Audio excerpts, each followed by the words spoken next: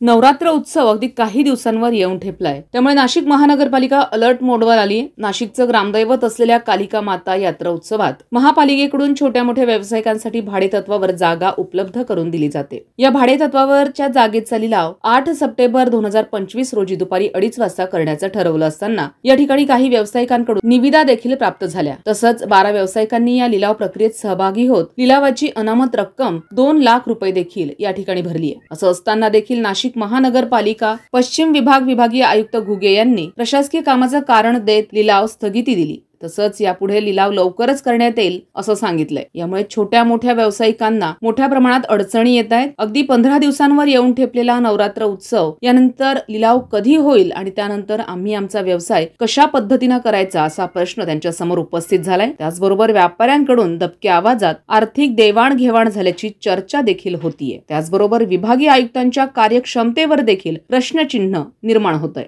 संविधान न्यूज नाशिक। तो प्रशासकीय कारणास्तव आज रद्द करण्यात येत आहे।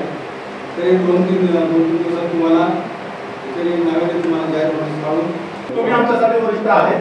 तुम्ही तुमच्या वरिष्ठांना विचारा आता फोन करून काय कारणास्तव हा लिलाव रद्द होत आहे। पर्यायी कारणामुळे त्यांनी रद्द करायला काय सर काय पैसे भरून प्रशासकीय कारणाने त्यांनी रद्द करायला सर पैसे भरून घेतले ना सर। फक्त एवढंच आहे आमचं म्हणणं आहे तर तुम्ही लिलाव 2 दिवसानंतर घ्या।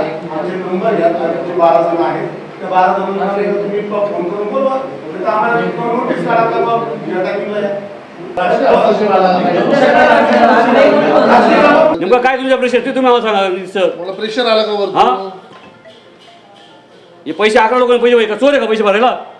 हां आम्ही रात्र दिवस मेहनत करतो। काय मेहनत करतो?